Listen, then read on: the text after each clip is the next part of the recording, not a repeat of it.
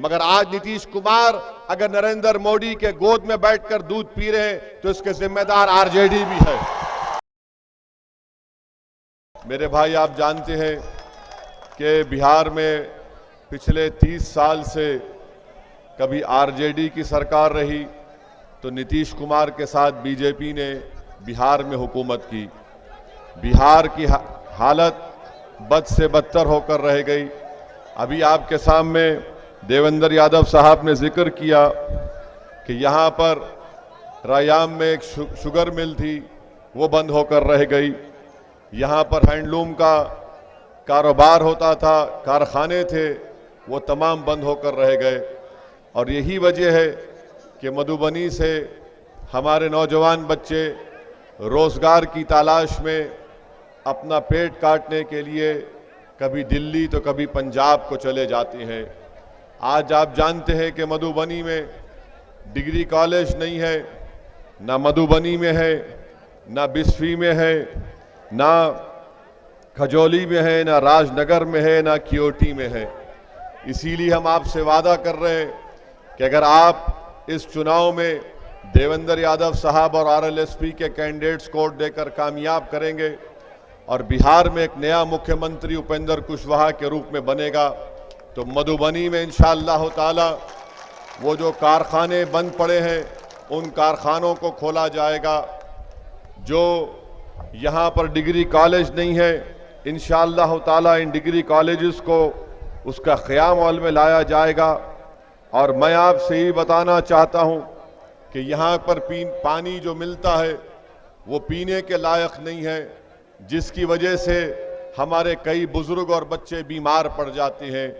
पानी इतना ख़राब है कि अगर इसका फ़ायदा किसी को पहुँच रहा है तो वो उन डॉक्टर हजरात को पहुँच रहा है। आप बताइए कि 15 साल में एक साफ पीने का पानी भी ना नीतीश कुमार ना आरजेडी की हुकूमत यहाँ पर दे सकी। मैं आपको क्या बताऊं कि यहाँ पर जो क्यूटी के हमारे उम्मीदवार फैजुर रहमान साहब हैं, उनको कामयाब करिए।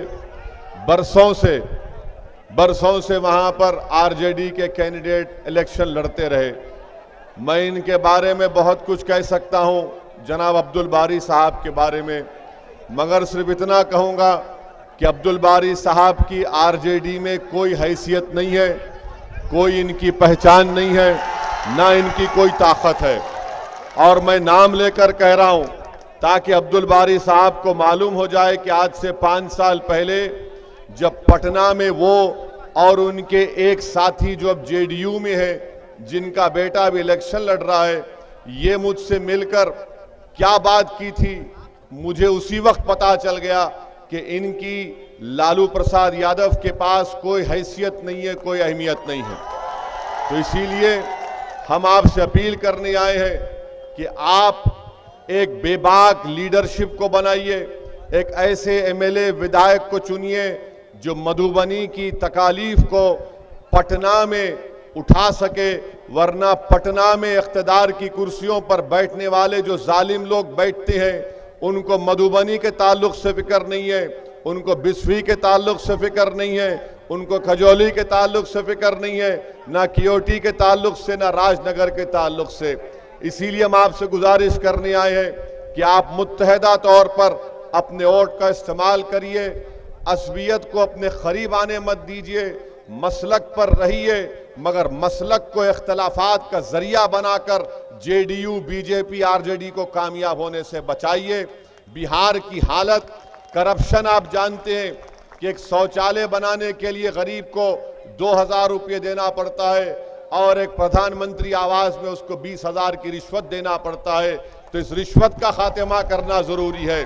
और जो ये आरजेडी की तरफ से ऐलान हुआ कि 10 लाख लोगों को नौकरियां देंगे, तो दिल्ली से मोदी आकर कह दिए कि मैं तुम 10 लाख तो मैं 19 लाख दे सकता हूं। मैं आरजेडी और मोदी को यह बताना चाह रहा हूं कि बिहार का जो बिहारी है वो एक गयूर और एक बाइज्जत शहरी है।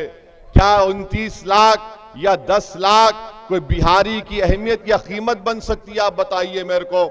जहां पर स्कूल में टीचर नहीं है, जहां पर डिग्री कॉलेज नहीं है, जहां पर प्रदेश में एक डॉक्टर 28,000 पेशेंट का इलाज करता है, तो इस तरह की बातें करना बल्कि फिर से धोखा देने के बराबर है।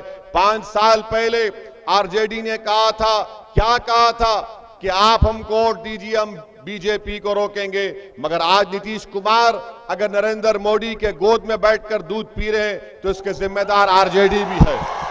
इसीलिए आपके दरमियान में हमारे देवेंद्र प्रसाद यादव साहब हैं, जो कभी भी अपना रास्ता नहीं बदले, सोशलिज्म सेकुलरिज्म पर पाबंदी से चलते रहे। मेरी आपसे गुजारिश है कि ऐसे कायदीन को मजबूत करिए जो कभी भी आप अपने उसूलों से हट नहीं सकते। इंशाअल्लाह जिंदगी ने वफा की तो दोबारा आपके दरमियान में आकर एक तफसीली गुफ्तगू होगी। मधुबनी हमारे एक करीबी दोस्त जो दिल्ली में वकील है, जनाब शमशाद साहब की भी सरजमीन है, मैं उनसे अच्छी तरह वाकिफ हूं। अस्सलाम वालेकुम व रहमतुल्लाहि व बरकातहू।